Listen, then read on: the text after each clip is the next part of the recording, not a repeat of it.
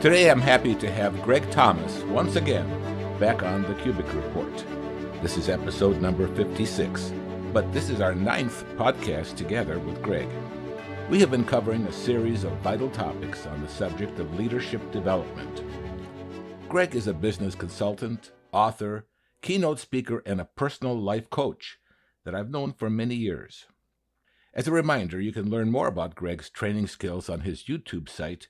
Simply type in Leadership Excellence, one word, Leadership Excellence, on the YouTube homepage search bar, and you will find him. In the past, we have spoken with Greg about the importance of personal leadership. Then we covered the 12 principles of personal leadership. And most recently, we spoke about servant leadership, which was very popularly and well accepted. And now we are going to discuss how we can gain the most out of each day. That's today's topic, how we can gain the most out of each day. So, Greg, welcome to our 9th podcast together. Well, thank you, Vic. It's been a few weeks since we had a chance to talk, but it's always good to share some time with you. I'm reminded of something Napoleon said. He said, a leader is a dealer in hope. So hopefully some people will find this podcast today encouraging and uplifting and perhaps help them to change their lives. Well, the ones that we've had so far have been very, very well accepted, Greg. You mentioned to me that you wanted to give some statistics on our past podcasts, and you haven't told me before the podcast. I want to hear it now. All right, fair enough. Yeah, as you know, as I've said before, I take your podcast and then I slightly audit them and add some visuals, and I put them on my local YouTube site. And the ones that we have done together have, this is how many views they have when you combine them together, 30,759 views. We have from the podcast that we have done just on YouTube alone. So I think that's rather remarkable. We've had some that have had almost 6,000 all by themselves. And so we've had some real powerful programs. And I want to thank you for that. And hopefully the one we do today will be as popular as well. Well, I am sure it will be. I know that I haven't done any podcasts here in a few weeks. Mm-hmm. And so I've been encouraging people to kind of go back to the old ones. And I'm finding that they're kind of recirculating here. Good. People are going back, and I see the numbers going up on the ones that we had previously had. So anyway, we're adding to our group here, and I'm hoping to streamline our playlist to be able to sort the podcasts by speaker. Greg, why is it that so many people struggle to feel that they are accomplishing something? It's an excellent question, as a lot of yours are, Vic. So we're moving from our discussion on more business-oriented servant leadership, and even though it applies to some of our personal lives. By the way, I was mentioning to my wife earlier today, I did get an email from one of your podcast followers, and he said to me, thanks so much for your series on servant leadership. But I'm not a business owner. I'm not someone who's a supervisor. I'm not a manager at a company. And even though this was interesting, it didn't quite apply to my life. So that's why I suggested last time near the end of our final series on servant leadership to get on this topic. Because we all want to live fulfilled lives. We all want to have a day that's abundant. When we close our eyes at night and we go to sleep, we say, man, this was really a great day. And the major reason so many people struggle to feel that way, to feel like they've accomplished something, is they don't live life intentionally. It gets back to our very first podcast together. We were talking about making choices, making those choices ourselves to direct our lives rather than allowing time and chance to govern our lives. And many people get up in the morning and they go through a ritual of unproductive steps or habits. They allow distractions, they allow shiny objects to direct their day, to decide what they're going to do. They allow noise and they allow complaints and they allow all kinds of things to become their priority for the day instead of deciding for themselves intentionally what they really wanted to do and get done. There's an old Scottish proverb, and it says, what may be done at any time will be done at no time. So if we don't have if we are not intentional, if we are not designed to live on purpose and for a purpose, then our day is just going to be filled with busyness rather than anything that's productive or fulfilling. We're just going to be playing to someone else's tune. We're going to be responding to distractions, to a society and a media that wants to manipulate our attention and wants to tell us what we should focus on and the things that we should do. So many people struggle to feel like they're accomplishing something because they're not living life intentionally. They're not making those personal choices. They're not living life on purpose or for a purpose. They're allowing time and chance to make their decisions for them throughout the day. You know, Greg, my wife and I, we have a morning discussion. And what I did was I went through the opening remarks here for the podcast with her. And Oh, she okay. said, Yeah. know, she says, I feel like yesterday, what did I do? I did this, I did that, these phone calls, mailed out some wires to the other countries, and everything. Sure. And, what did we do? And in some ways, you do a lot of things, but it seems to be a haze of different busy things that you have done. And it might be good for people to tighten up, and I'm sure that this is what is going to be coming out here today, to make yourself feel that when you get to the end of the day, that I have accomplished something intentional or finished something or be able to crack something that I hadn't done before. So I'm anxious to hear what you have to say, Greg. Well, great. And absolutely that the purpose of this podcast, and we'll probably do one more on it because I don't see, looking at my notes here, I don't see how we could cover it all today, is basically to help people so that at the end of the day, they can say to themselves in their private moments, wow, this was really a great day. I got some good things done. I feel fulfilled. I feel that I've really done some positive things and accomplished something. And that's what this is all about. I would like to also know how to, be able to have advice from a life coach on how to do things better and how to lead a more productive life. Greg, a lot of people feel a lack of personal fulfillment in their lives. Why is this? Well, it basically boils down to one of two reasons. The first reason is a kind of a theme of what we just discussed. People don't have a purpose or a passion in their lives, and therefore their life is being guided by society norms, what our society tells us is important, or what society tells us we should be doing, or for a media. The media has an agenda, whether it's social media or broadcast media, it has an agenda. It tells us what we should think. It uses all kinds of manipulative techniques to try to get us to watch more, to get more involved. And of course, that wastes our time. And then sometimes our lives are guided by other people. We allow them to control our time. We allow them to control our agenda. There's an old saying that people who have no goals or purpose are controlled by those who do. So Mm-hmm. it gets back to first of those two main reasons is having a purpose, realizing that we have to establish what our daily routine and agenda is and not allow society or the media or other people to do that. The second main reason is that we don't understand the habits or the tools that will help us to turn that passion or the purpose we have into personal fulfillment. So it's one thing to have it, and I hope everyone has goals. We talked about that, I think, in our first podcast, personal mission statement, creating goals that radiate from that personal mission statement. And once you understand what those goals are and you have developed a passion, that's great. But many people don't understand that there are habits or tools that we need to use to develop that into personal fulfillment. So again, we're going to be moving from the business leadership that we were talking about, focusing on with servant leadership, into life coaching principles, and these principles apply to everyone. Well, I'm anxious to hear. Great.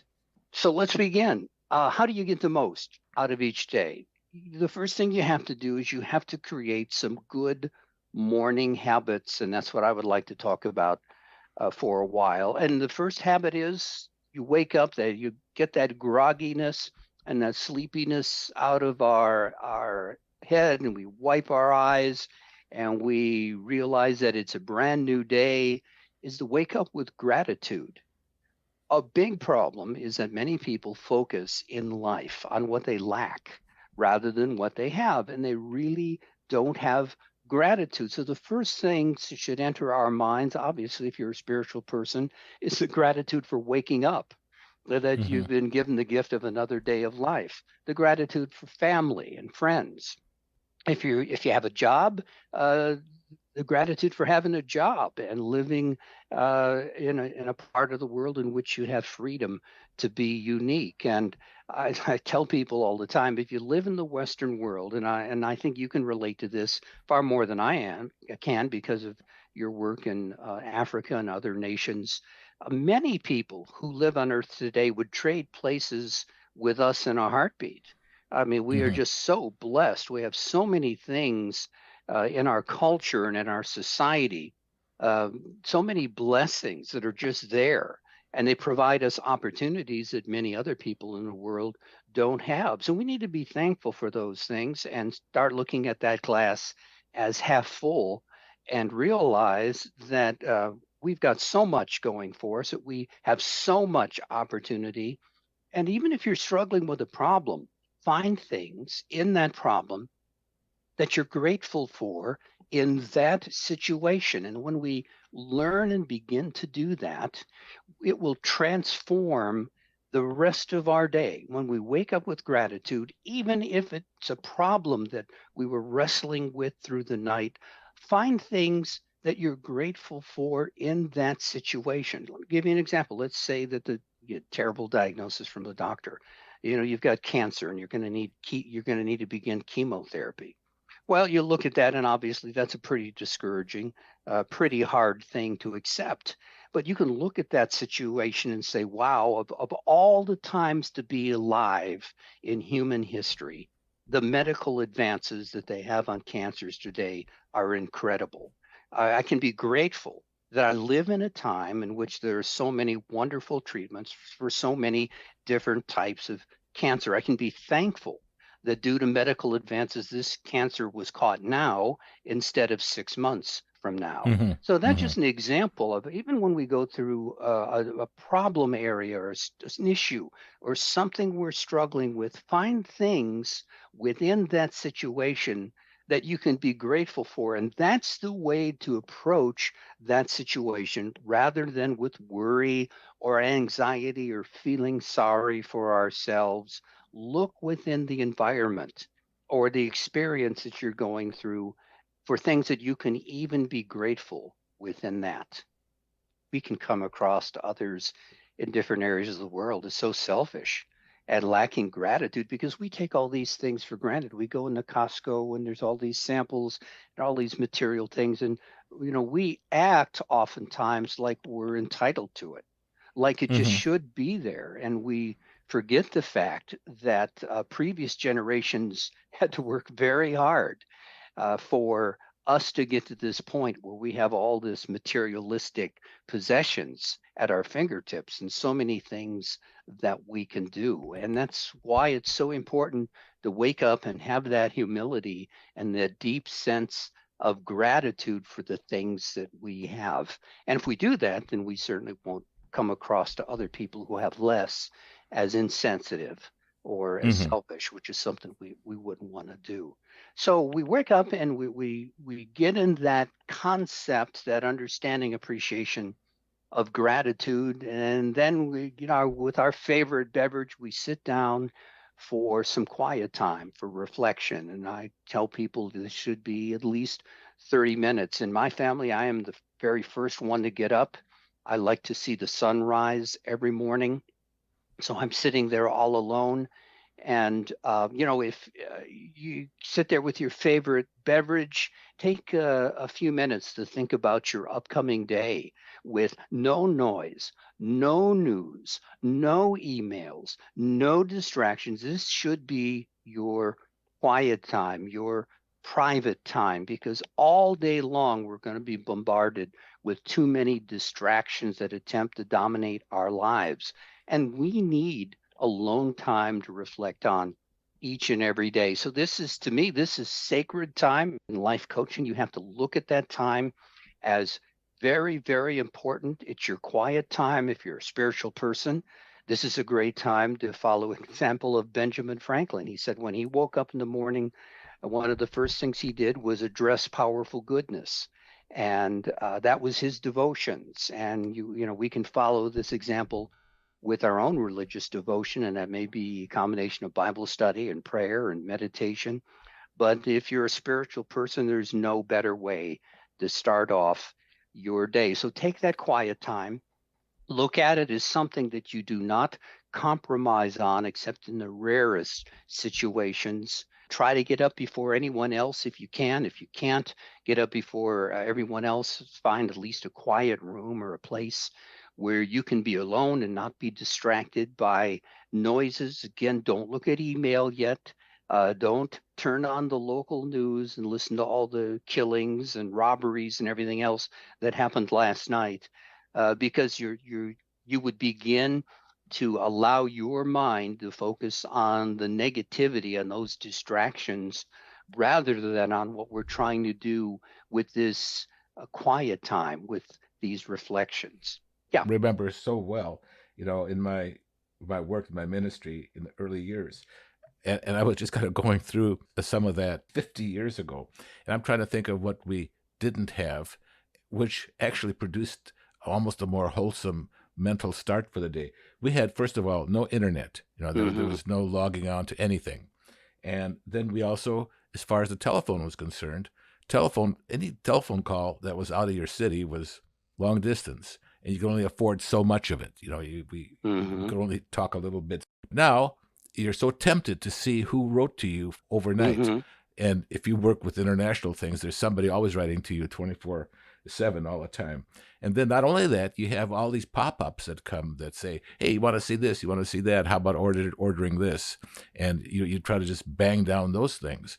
And it really, I can see, can create mentally straining condition to where you get snuffed out what you need to do, and you're really tapping into energy that should be put to good use. And I think this is an excellent point for us to consider. Yeah, absolutely. I tell people in my career, I started out in my career as a salesman in the early 70s, and I tell folks the difference between the early 70s and about 10 years ago when I left the corporate world to start Leadership Excellence. When I started my career in the 70s, I would travel from city to city. I was a salesman. And at 5 o'clock, your day ended. I spent most of the day traveling cities looking for payphones in cities. There was no cell phone, right? So you're spending half the day trying to find a payphone to call into the home office to find out what's going on. But at 5 o'clock, your day was absolutely positively done. You're at some hotel somewhere and no one's going to call you. No one's going to bother you. There's no email. There's nothing. You are free after 5 o'clock. Now, at the end of my career, again, which was about 10 years ago, I've got a cell phone. I've got my email dinging at 10 o'clock at night in a hotel. This customer's unhappy, or this shipment won't be made. So it's like 24/7, a desire to create anxiety and to bring up issues and problems. And again, it's just this constant distraction. And that's what we face all day. So that's why when we start our day, we want to make sure that we have that sacred time, that exclusive time that we are taking, and we are fighting that temptation. We are not going to turn on the news or look at our tablet yet or do whatever. We're going to make this private, quiet time count so that we can gain the most from it. And at the end of that, I always encourage people to use a few positive affirmations, particularly important if you're going to face something that's going to be difficult during the day. You can say something like, I can do this, especially if it's something we don't want to do but must. I can do this. I can try again if I make a mistake, is another positive affirmation. I'll make the best effort I can if we're doing something that we're a little bit concerned about. I'm going to do my best. If you're a spiritual person, you can say, I am blessed. Psalms, the 139th chapter. I'll praise you. I am fearfully and wonderfully made, and all kinds of scriptures that can be fantastic personal affirmations. The Apostle Paul used them all the time. My favorite that he used is in the book of Philippians. He said, I can do all things through Christ who strengthens me. That's his personal positive affirmation that he put in writing. So we can use these positive affirmations. And again, we're rewiring our thinking. We are expecting the best. We are hoping for the best. And we're trying to create a mental perspective and attitude that can carry us through the whole day. And even when problems arise, if we start out with the right mindset, it will help us to have the proper perspective, even when difficult things happen throughout the day. And Well, as you go ahead. Yep. no, one thing that you had brought out in your book, Mhm. one of the sections in making life's puzzle pieces fit, was dealing with disappointment. And Yes. dealing with disappointment not only on a daily basis, because we'll find things that really go our way and we're just riding high, and then when something troubling or something disappointing or something turns out not the way that we thought we would, it could be crushing. And I feel like Mhm. this is a very important, we need important tools to be able to go through this, not only on a day-to-day basis, but over the year or over a career, of how to deal with disappointments and setbacks. General Patton said, you measure life not by how high you rise, but how high you bounce after falling. you know, you Yeah, know, exactly. and Yep. that's a paraphrase. I think it's very important as far as managing life is and personal fulfillment as we're talking about, to be able to recover from deep disappointments and not get bitter or not, Mhm. take actions. Because we've seen it, you and I both have seen just a lot of that type of thing in our lives. Sure, absolutely. And I think when you come to understand that even those disappointments have a purpose and they have a value behind them, then it's easier to deal with them and it's easier to move forward, no matter what you have to experience in life. So Hmm. as you um, think about these positive affirmations, and you're going to come to the point where you're going to start meeting your spouse or your children or loved ones, or the phone's going to start ringing. So as this happens, prepare for the best for the day. Be sure to greet everyone with a smile and affection, whether it's your spouse or someone calls you in the morning. Studies show that people can sense that we smile while we're talking to them on the telephone. There's a difference in the sound of our voice and in the tone that we convey when we're smiling when we're talking to someone on the phone. That's what great customer service personnel are taught, to smile when they talk to people. Have raw joy and enthusiasm. And raw joy and enthusiasm, no matter who you talk to, is contagious. And do this with your loved ones, do it with everyone you meet. If you have a doctor's appointment, if you're retired and you have a doctor's appointment, go to that doctor's office. Good morning, everyone. Just demonstrate and greet people with a smile, with affection. Show people that raw joy and enthusiasm that you have for life, because that is contagious. And you are leaving an impression with people when you have that perspective, when you are prepared to have a great day. And in your home, if you haven't left yet, or so many people today work from their homes, or even on your drive to work, create a motivating environment. And that can include a lot of things, and it can include your favorite music. I just want you to think about something here. I want everyone in the audience to think about something. Until about 100 years ago in human history, up to that point of time, music is a powerful motivating vehicle. And up until about 100 years ago, the only way that you could enjoy music during the day was if you were a king or wealthy enough to basically have someone come in and play music for you. Hmm. That's how important it was and how rare it was. Well, now, knowing that music can be so motivating, can be so inspiring, we can create our own playlist. I have a playlist of inspirational songs for times when I feel I just really need to be inspired. I have other playlists that are just relaxing musical pieces that I play most days, frankly, when I'm working in my office. I always have instrumental music playing in the background. Again, you usually don't want singing in the music if you're trying to focus on something very closely. But to have the right kind of music for you playing in the background can help you to keep an upbeat and a constant rhythm of getting work done. It lifts up your heart. So you can do that. And again, the reason you should do that is because music is such a powerful emotion.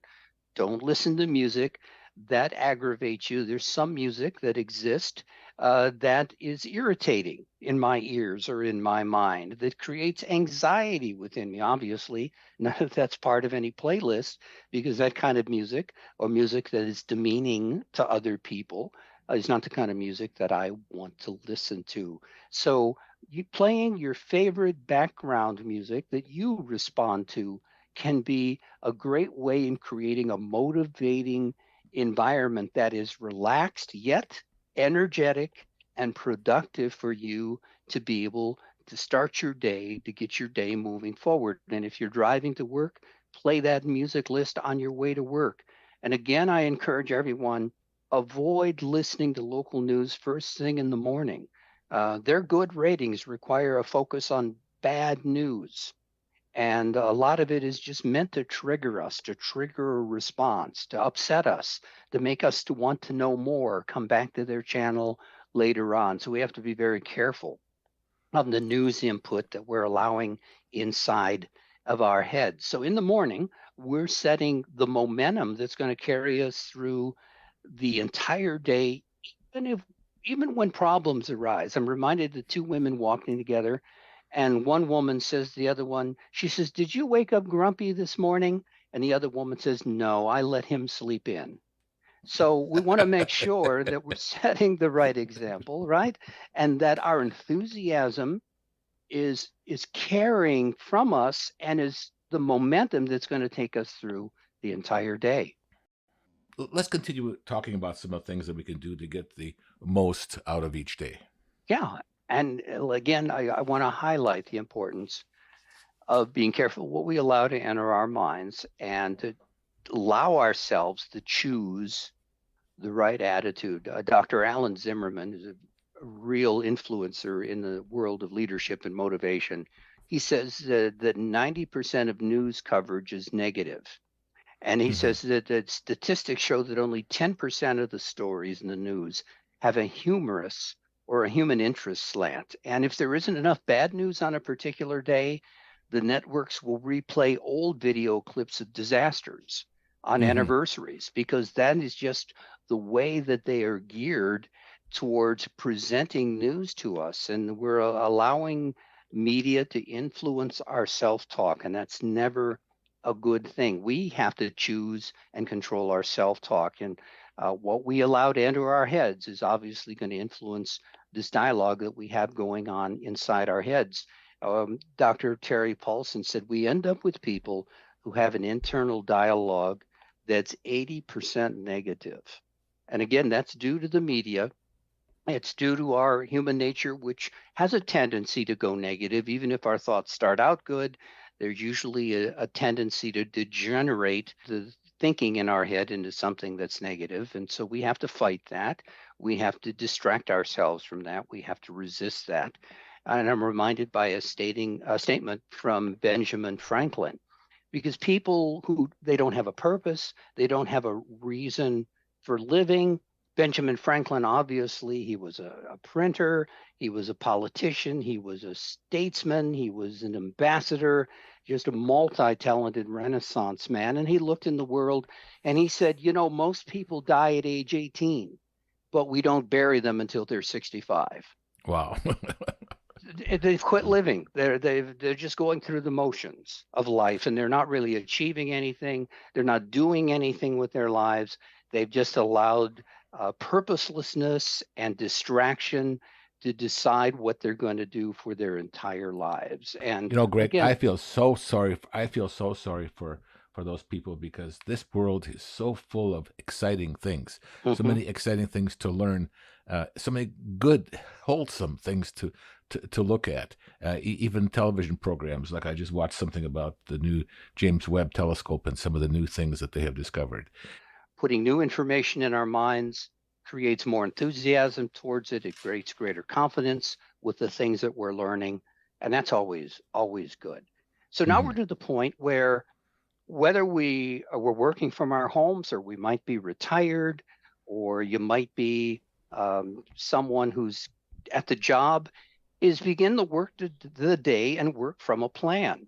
And if you didn't already schedule your daily tasks and calendar yesterday, do so when you get to your daily work, or the point of time when your daily work is going to begin. Productive people achieve more and feel a greater sense of fulfillment when they work off of a task list. If we don't have a task list, if we're not writing down point one, I want to do this today. Point two, I want to dedicate 20 minutes to this hobby. Number three, I need to do this. Number four, I need to do this. We need to use a task list, put the essentials and the priority items down first, and start with the hardest one, or the one that you really don't want to. That's usually the one that we should start with as we begin each day. If we get that one done, everything else is going to seem easy. There's a business term to doing this, and it's called eat the frog. And what's meant by that business term, it actually came from Mark Twain. Mark Twain said, and he was a humorist. He said, eat a live frog first thing in the morning, and nothing worse will happen to you the rest of the day. So from Mark Twain's humor came a business term called eat the frog. And what that means is do the distasteful thing, the hard thing first, and do it now. And Mhm. when you do that, because that's usually creating anxiety in our minds, right? And here's I'm human, so here's what happens to us if we don't eat the frog. We write Mhm. down those things, and there's this one thing we don't want to call that person, or we don't want to do that thing. So what we do is we make excuses to start everything but that one. And the next Mhm. thing we know at the end of the day, oh, I'll just roll it over into tomorrow. And then the Mhm. thing that was probably most necessary, the thing we really needed to do, we didn't even get done that day. So eat the frog and go ahead and get those hard, difficult things done first. And then the other things will be easy, and they're probably not as high of a priority anyway. And then continue to work through that task list. Sure, there's going to be interruptions in the day, and that's okay. And occasionally there are going to be emergencies that arise, and that's okay too. The intention isn't to be a slave to the task list, but the task list provides structure, and it provides a mental list of the things that are most important for us to do today. If you don't have a plan, you work on distractions all day long. If we don't have a list, then all we're doing is trying to remember the things we wanted to do today. And we're allowing those shiny objects that constantly arise to pull us in that direction instead of getting the things done that we really need to get done. Now, Greg, one thing that I have done for years is reminder lists of things to do and prioritize lists. I Mhm. started with a program called Reminder years ago, and right now I use To Do by Microsoft. And there are other programs. Oh, But sure. I Yeah. absolutely have to have something that is a list that's prioritized by what's important. And I find Hmm. too that in my work, I literally have 15, 20 things on that list. Some things will take about 30 seconds to do, and some could be a major project or starting a major project. And so I have a list of things too that I mark in a special category called pesky things, things I don't really want to do, but I have to do. And so in order to make the list kind of keep moving, I do a few simple things that require maybe only 30 seconds or 5 minutes or 10 minutes to Hmm. accomplish. So some easy things. But then I try to do something that is pesky, something that I don't want to do. And I find that after I get into it, it's not as bad as I had feared. In fact, if you put it off, it gets worse, far worse than if you just went ahead and did it. So I also have do things at a certain time of day that I really can't do at another time of day. I do a lot of writing, and Mm-hmm. I have to do it early in the morning. I'm like you. I get up and I'm ready to go, and that's when my mind is really fresh. It has ideas, things that I've written down and put into to do, and it kind of combine them in that way. But I find it's important to have some type of structure or some type of program, even if it's paper and pencil. But there are sophisticated programs that are project managers to help you move things along, and things that kind of encourage you and keep a log of things that you have done. So I think that that's very important. I can't imagine somebody just waking up and not having some kind of list. Vic, I'm here to tell you from my experience as a personal life coach that the overwhelming majority of human beings in this world have no list and Oh, really have no goals and no structure for the day. And it was Lewis Carroll, this is attributed to Alice in Wonderland. Lewis Carroll wrote, "If you don't know where you're going, any road will get you there." So we have to have a plan. We have to work off that plan. We have to have that structure. And it goes all the way back to the element of the two choices that we have in life. Either we choose where we want to go, what we want to do with ourselves, or time and chance has a plan for us, and time and chance doesn't care about our dreams, our goals, our level of fulfillment, doesn't care about what we want to achieve or do with our life. well, I really appreciate the things that you have to say, because people like to have practical points that they can kind of wrap themselves around. And Greg, you've been just great as far as life coaching in that manner. And I look forward to us continuing this discussion, because there are many things like this that are practical. In fact, we might even ask our audience if they could maybe suggest things that we could Sure. maybe cover on this. This might be very, very helpful. So Wonderful. I thank you so much. And let's not let too much more time go by for the next podcast. Fair enough. I consider you one of the staples, one of the programs that keeps this podcast going. So thanks a lot. And also, I You might bet. just want to remind our audience about Greg's two books. He has written two books, Making Life's Puzzle Pieces Fit, and also 52 Leadership Tips. And people have told me that they have ordered this. I don't know if you've looked to see how many or not, but they're available on Amazon. Mhm. 52 Leadership Tips by Greg L. Thomas, and Making Life's Puzzle Pieces Fit. Also, I want to remind you again about his YouTube channel, YouTube site. Type in Leadership Excellence as one word on the YouTube homepage search bar, and you will find him. That's where we've had 30,759 people already come to Mhm. and see what we have there on the podcast here. And I just really appreciate how we've been able to combine the technology of this podcast with YouTube and with Greg's growing audience. Thank you, Vic. Okay, thank you very much. We'll see you before long. We thank you, our listeners, for joining us here today for the Cubic Report. If you have enjoyed this podcast, please share it and tell your friends about it. We can be found on a variety of platforms, including Podbean, which includes information about this podcast, Apple and Google Podcasts, Spotify, iHeartRadio, Amazon Music, Audible, Pocket Caster, and other podcasting platforms. You can easily find us on any browser address bar by simply typing in the words, The Cubic Report, and there we are. We'd love to hear from you. We'd love to hear your impressions and suggestions. So write to us at vcubic@gmail.com, vkubik@gmail.com. Again, thank you for listening. Come back soon for more.